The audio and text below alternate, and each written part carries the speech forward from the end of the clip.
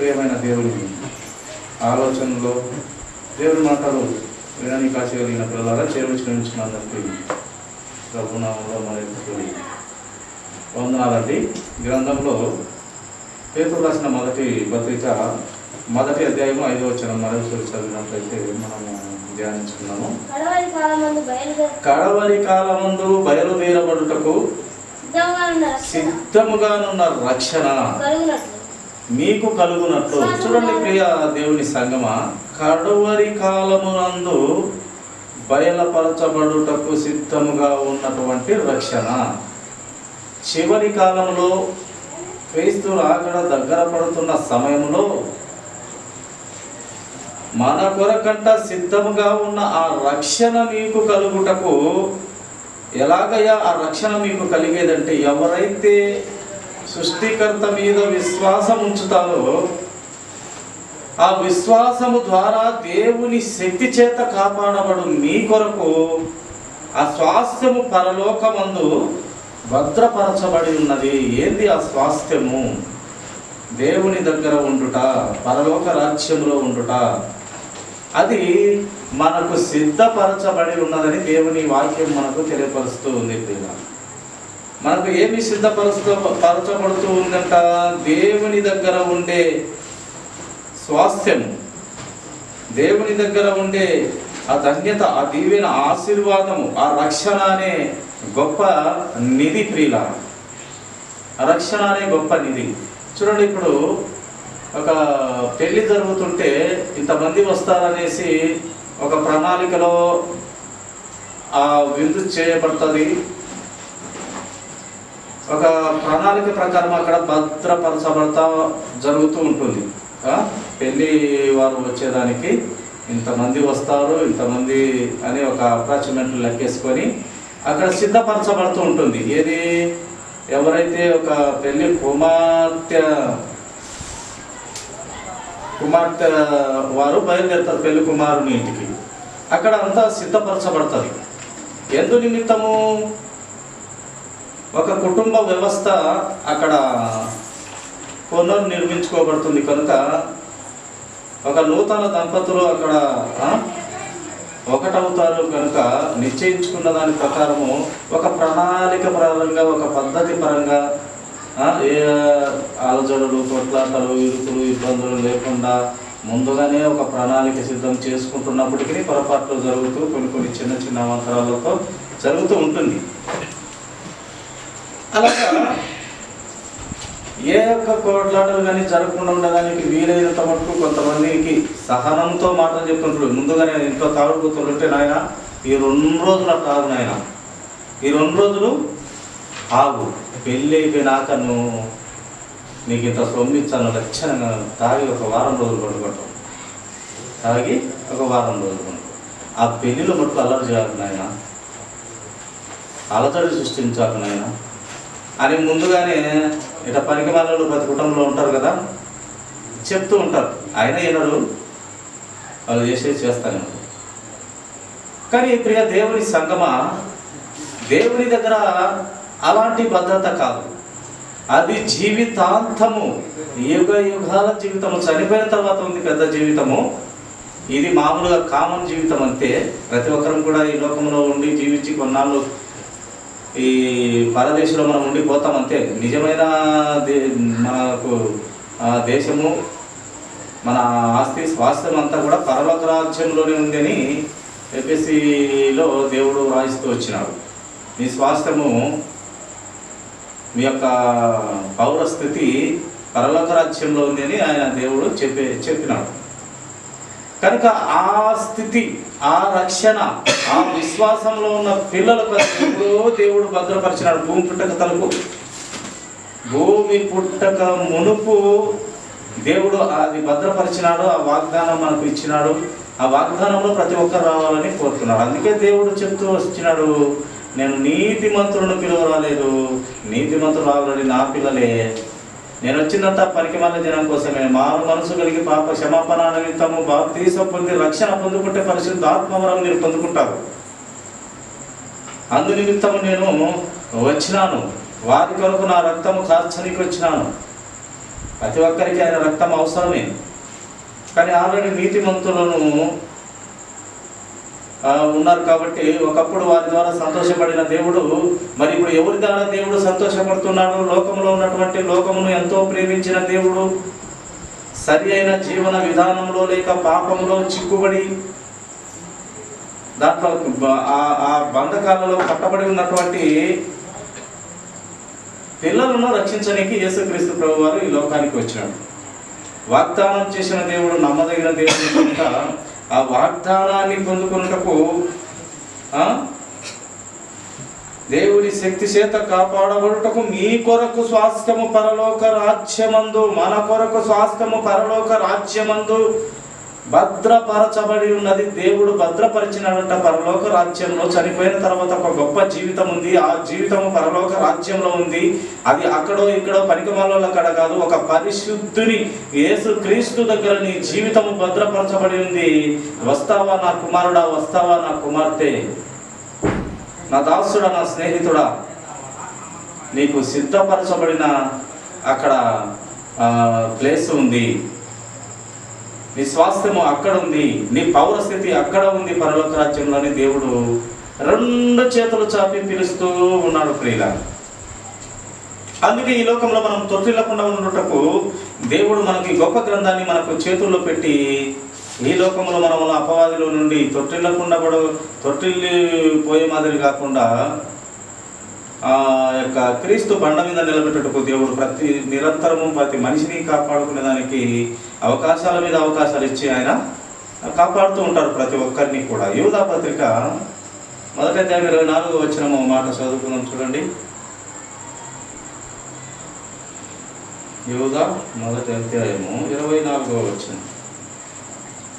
తొట్టిల్లకుండా మిమ్మును కాపాడుటకును తన మహిమ ఎదుట ఆనందముతో మిమ్మును నిర్దోషులుగా నిలబెట్టుటకును. తన మహిమ, ఆయన మహిమ గల దేవుడు.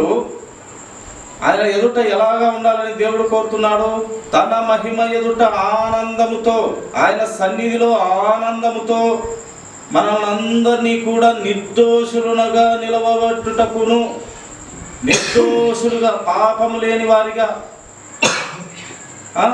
కోపము పాపము ఇవన్నీ లేని వారిగా నిలబెట్టుటకు ఈ గొప్ప గ్రంథాన్ని మన చేతికిచ్చి ప్రవక్తల నోట పలికించి మహాభక్తులు బ్రతికిన బ్రతుకులు మనకు మాదిరిగా పెట్టి, అది చాలక యేసు క్రీస్తు ప్రభు వారి లోకములో పుట్టి, పాపపు లోకంలో పుట్టి పాపాన్ని అంటించుకోకుండా బ్రతికినటువంటి క్రీస్తును మనకు మాదిరిగా పెట్టి మనము నిర్దోషులుగా ఆ పరలోక రాజ్యంలో ఉండాలని, ఆ ఆనందముతో అక్కడ మిమ్మల్ని చూడాలని, మీరు నిందవేయబడిన పిల్లలుగా కాక నిందలేని పిల్లలుగా ఉండాలని,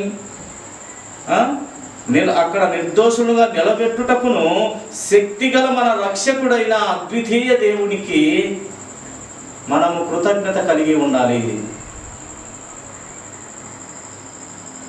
శక్తి కలిగిన మన రక్షకుడైన అద్వితీయ దేవుడు. అద్వితీయుడు అనగా ద్వితీయము లేనటువంటిది ఏకైక దేవుడు అని అర్థం లేదు. అద్వితీయం అనగా ద్వితీయం కానిది, రెండవది లేనిది, ఒకటే దేవుడు. ఆయనే మన యేసు క్రీస్తు ప్రభువు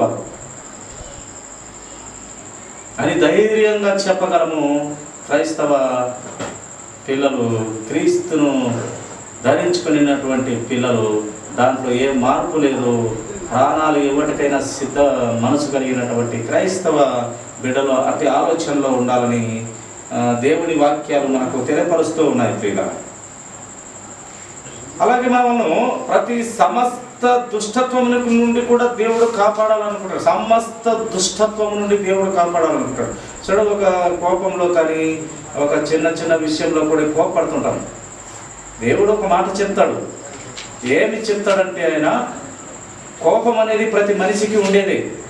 కోపము ప్రతి మనిషికి, పిల్లవారి కానించి కొంచెం గద్దించినా కూడా కోపడతాడు. అది మానవ నైజం, మానవ సహజం. కానీ బైబిల్ గ్రంథము దేవుని వాక్కు తెలియపరుస్తూ ఉంది, కోపపడుడి కానీ ఆ కోపములో పాపం ఉండకూడదు అని దేవుని వాక్యం మనకు వివరిస్తుంది. కోపములో పాపం ఉండకూడదు. ఆ కోపములో కొంచెము దేవునితో సరిదిద్దబడే ఒక ఒక పెద్దరికంగా ఆ మాట వాడబడేదిగా ఉండాలి, కానీ ఒకరు నొప్పించినట్టు కానీ అలాగే ఆ కోపంలో పాపం ఉన్నట్టు కానీ ఉండకూడదు అని మనకు దైవ గ్రంథంలో లేఖనం తెలియపరుస్తూ ఉంది. ప్రియుల, తొట్టిల్లకుండా మిమ్మల్ని కాపాడుటకును తన మహిమ ఎదుట ఆనందంతో మిమ్మల్ని నిర్దోషంగా నిలబెట్టుటకు శక్తి గల మన రక్షకుడైన అద్వితీయ దేవుడు ఒక్కడే, ఆయన యేసు క్రీస్తు ప్రభువారు. చూడండి, తెస్సలోనికీయులకు రాసినటువంటి 2వ పత్రిక 3వ అధ్యాయము 3వ వచనము మాట చదువుకుందామండి. తెస్సలోనికీయులకు రాసినటువంటి 2వ తెస్సలోనికీయులకు రాసినటువంటి పత్రిక 3వ అధ్యాయము 3వ వచనం. అయితే ప్రభువు నమ్మదగిన వాడు. ఎవరంట నమ్మదగిన వాడు?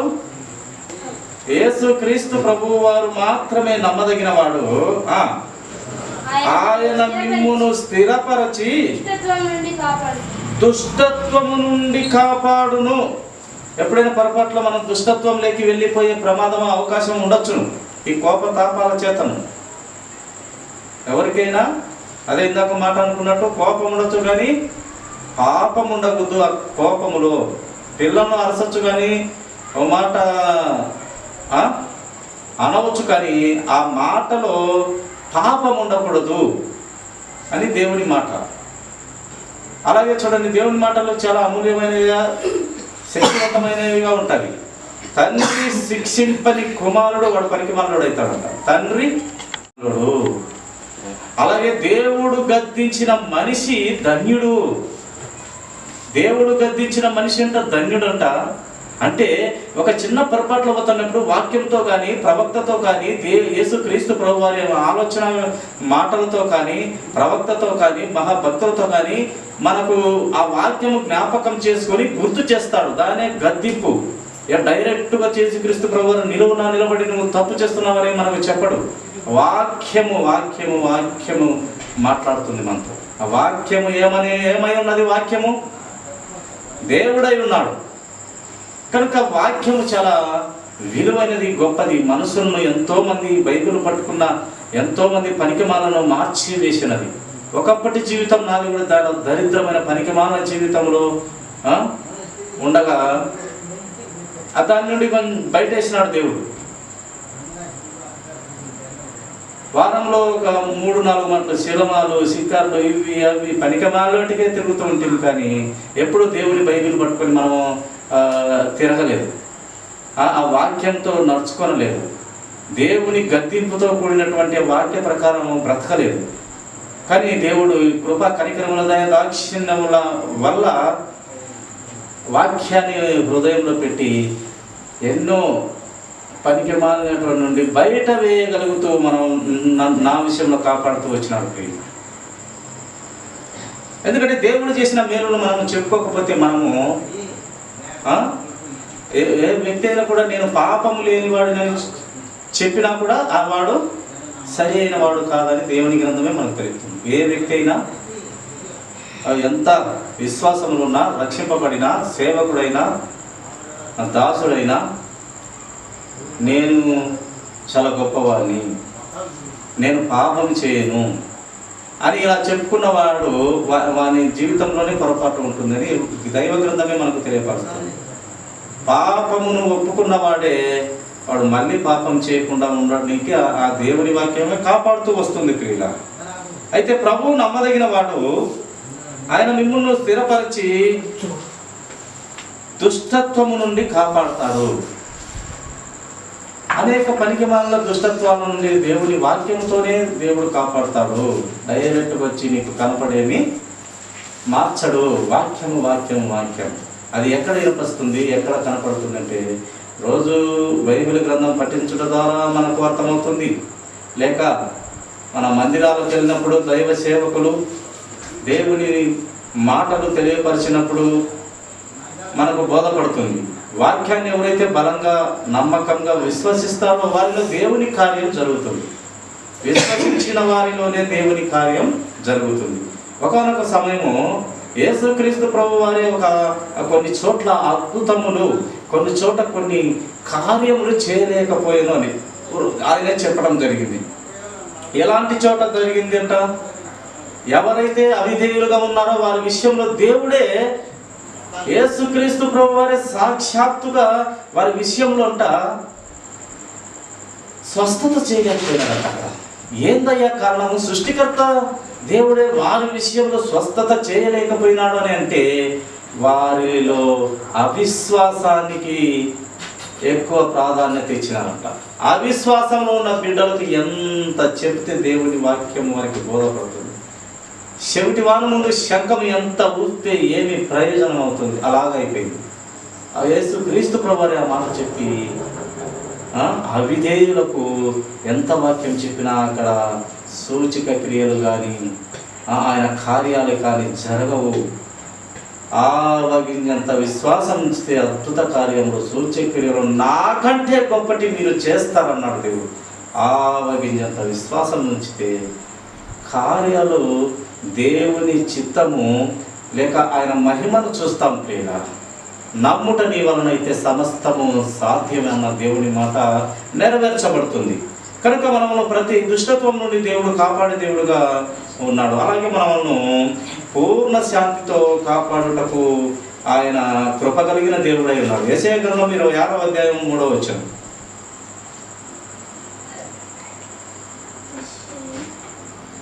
యెషయా గ్రంథము 26వ అధ్యాయం 3వ వచనం. ఎవని మనసు నీ మీద ఆనుకొనునో వానిని నీవు పూర్ణ శాంతి గలవానిగా కాపాడుదువు. చూడండి ప్రియులారా, ఎవని మనసు క్రీస్తుకు ఆనుకొని ఉంటుందో, ఎవని మనసు క్రీస్తుకు ఆనుకొని ఉంటుందో వానినంట పూర్ణ శాంత గలవానిగా దేవుడే కాపాడుతాడు. ఏలయనగా అతడు నీ యందు విశ్వాసం ఉంచి ఉన్నాడు కనుక, ఆ విశ్వాసము విధేయత ఉంటే దేవుని కార్యము నమ్ముట నీ వలనైతే సమస్తము సాధ్యం అన్నట్టుగా, నమ్మితే నా మహిమ చూస్తావు అన్నట్టుగా ఆయన కార్యం నెరవేరుతుంది. నీ ఆలోచనలు ఫలిస్తాయి. నీ చిత్తము దేవునికి కరెక్ట్ అనిపించి ఆ చిత్తము నెరవేర్చబడుతూ వస్తుంది. ఎప్పుడైతే మనం ఆ యొక్క విశ్వాసం లేని పిల్లలుగా విధేయతలు ఉంటే క్రీస్తు ప్రభు వారే చేయలేకపోయాను అక్కడ ఆ యొక్క కార్యాలు అని లేఖనము క్రీస్తు ప్రభు వారే మనకు చెప్పటం మనము చూస్తాం. అవిధేయతలు ఉంటే, విశ్వాసం లేకుండా ఉంటే యేసుక్రీస్తు ప్రభు వారే చేయలేకపోయినట్ట ప్రేమ. అలాంటి సాధారణ జనము, ఆయన శిష్యులు కానీ, ఆయన భక్తులు కానీ, ప్రవక్తలు కానీ ఇంకెలా చేయగలరు? అందుకే చూడండి, ఇక్కడ మనం చూస్తాము కడపలో ఎవరైనా పిల్లలు పుట్టించే ఆయన పేరు ఇచ్చాకు పాస్టర్. కడపలో ఆయన ప్రార్థన చేస్తే ఎంతో మందికి పిల్లలు పుట్టినారు. ఆయన ఒకటే మాట చెప్తాడు, విశ్వాసం ఉండాలమ్మా నీకు, నాకు నమ్మకం ఉండాలి, విశ్వాసం ఉండాలి, అప్పుడుదా నీకు దేవుని కార్యము జరుగుతుంది అని ఆయన మొహమాటం లేకుండా మాట చెప్తాడు. ఎవరినైతే విశ్వాసం కలిగి అవిధేయతకు చోటు లేకుండా విధేయత చూపిస్తారో, విశ్వాసం కనపరుస్తారో వారిలో ఆ మహిమ కనపడుతుంది. విశ్వాసం లేకుండా దేవునికి అసలు ఇష్టలై ఉండటం కూడా అసాధ్యమని దేవుని వాక్యము వ్రాయబడుతూ వచ్చింది ప్రియుల. కనుక విశ్వాసము ఉంచితే దేవుని కార్యము మనము చూడగలుగుతూ వస్తాం ప్రియుల. ప్రకటన గ్రంథము 3వ అధ్యాయము 10వ వచనము మనము శోధన నుండి కూడా కాపాడే దేవుడు. చూడండి, ప్రకటన గ్రంథము 3వ అధ్యాయము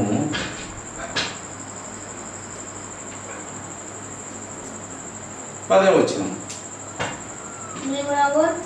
నీవు నా ఓర్పు విషయమైన వాక్యమును కైకొంటివి కనుక భూనివాసులను శోధించుటకు లోకమంతటికి మీదికి రాబోవు శోధన కాలంలో నేనును నిన్ను విడిపించెదను. చూడండి, ఒకనొక సమయము భూమి లయమైపోతుంది అని చెప్పిన దేవుడు, నీవు నమ్మకముగా నన్ను విశ్వసించినట్లయితే ఆ లయమైపోయే సమయములో భూమి ఒకనొక సమయము నాశనమై పోయే సమయంలో నిన్ను నేను కాపాడుతాను, శోధనలో కాపాడుతాను. అని వాక్యం మనకు వివరిస్తుంది. ఎప్పుడైతే ఆయన పిల్లలముగా ఆయన రెక్కల నీడలకి, ఆయన కాళ్ళ దగ్గరికి ఏ వ్యక్తి విశ్వాసం నుంచి దగ్గరకు వస్తారో, ఆయనకు దగ్గర అవుతారో వారిని దేవుడు కాపాడుకుంటాడు. ప్రతి శోధనలో, ఈ శోధనలు కూడా ఎందుకు నీకు నాకు అందరికీ అంటే, నిన్ను చెక్కనీకి. ఒక చెక్క ముక్క, ఒక పలాని వస్తువు కావాలంటే దాన్ని అనేక విధాలుగా చెక్కాలి. లేక ఒక రాయి, పనికిరాని రాయి ఒక మంచి రూపం ధరించుకొని కనపడాలి, అందంగా కనపడాలంటే దాని యొక్క శిల్పకారుడు దాన్ని బాగా ఉలితో చెక్కాలి. అప్పుడుదా ఆ యొక్క శిల్పం రూపుదిద్దుకొని అందంగా కనపడుతుంది. అలాగా దేవుడు ఒక చెక్క ముక్కను చెక్కి ఒక కార్పెంటర్ ఒక మంచి పనితనంతో కూడినటువంటి ఒక రూపు ఇస్తాడు ఒక చెక్క ముక్కకి. ఒక శిల్పకారుడు ఒక రాతిని తీసుకొని చెక్కి ఉలితో ఒక మంచి రూపం ఇస్తాడు. అలాగే యేసుక్రీస్తు ప్రభువారు ప్రతి విషయంలో, శోధనలో, బాధలో, ఇరుకులు, ఇబ్బందులు, ప్రతి విషయంలో నిన్ను చెక్కి ఇదిగో నా కుమారుడు అని తండ్రికి చూపిస్తాడు. ఇదిగో నా యోగు అని అపవాదికి చూపిస్తాడు. అరే అపవాది, చూసుకోరు, నా బిడ్డ ఒకడున్నాడు, నా బిడ్డ ఒకడున్నాడు, నా భక్తుడు ఒకడున్నాడు, నీ చేతనైతే కాల్చుకోని పంపించాడు. అలా ప్రియుల ఆయన శోధనలో వచ్చి విడిచిపెట్టలేదు. భార్య అయినా ఆయనను దూషించి చనిపోరా దరిద్రుడా అని చెప్పినా కూడా ఒక పనికి మానేదాని మాదిరి మాట్లాడినట్టు మాట్లాడవకు. ఆయన మంచి చేసినప్పుడల్లా ఆనందంతో జీవిస్తూ వచ్చినావు. పిల్లలు ఇచ్చినప్పుడు ఆనందించావు, పశు సంపద ఇచ్చినప్పుడు ఆనందించావు, పరివారం ఇచ్చినప్పుడు ఆనందిస్తావు. ఇప్పుడు ఒకటొకటి తీసేస్తున్నాడు. ఆయన ఇచ్చినప్పుడు మాత్రమే నువ్వు ఆయనను పొగిడదవా, తీసుకున్నప్పుడు పొగడవా? ఇది ఎక్కడి న్యాయం అని ఆయన పోయినప్పుడు కూడా ఒళ్ళంతా కురుపులు పెట్టి చిల్ల పెంకుతో గీక్కుంటూ కూడా దేవుణ్ణి స్తుతిపరిచినాడు, మహిమపరిచినాడే తప్ప ఆయన ఎప్పుడూ కుంగిపోలేదు. మాట చేతనైనను పాపం చేయలేదు. అది దట్ ఈస్ దేవుని సారూప్యత ధరించుకున్నటువంటి యోగు. ఆయన దేవుని బిడ్డ. మనము చిన్న దగ్గు చేసి తగ్గకుంటే 4 రోజులు దేవుణ్ణి గోజాడుతుంటాం. ఆస్తి పోయింది, పిల్లలు పోయినారు, మీద ఒకడొచ్చి చెప్తూనే ఉన్నాడు. అంతా పోతూనే ఉంది.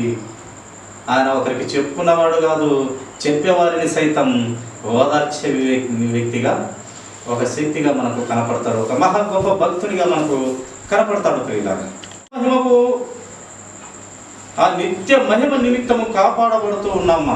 మనము ఎలా కాపాడబడుతున్నాము? ఎన్నోసార్లు ప్రతి ఒక్కరికి కూడా మరణము రుచి చూపించి మరణము అంచుకు తీసుకుపోయి మళ్ళీ బ్రతికిస్తూ ఉంటాడు దేవుడు. ఎందుకంటే ఆయన నిత్య మహిమలో ఈ లోకములో ఏమన్నా పొరపాటు జీవితంలో ఉంటే దిద్దుకోనికి అవకాశం ఇస్తూ ఉంటాడని అర్థం. మనకు అవకాశము దేవుడు ఇస్తున్నాడంటే నీ జీవితంలో పొరపాట్లు ఏమన్నా ఉంటే దిద్దుకోరా నాయన, నీకు టైం దగ్గర పడుతుంది అని ఎన్నోసార్లు మనకు ఆ దిద్దుకునే అవకాశము ఇస్తూ ఉంటాడు దేవుడు. చూడండి, యోహాను సువార్త 17వ అధ్యాయము, యోహాను సువార్త 17వ అధ్యాయము 12వ వచనం చివరి మాట.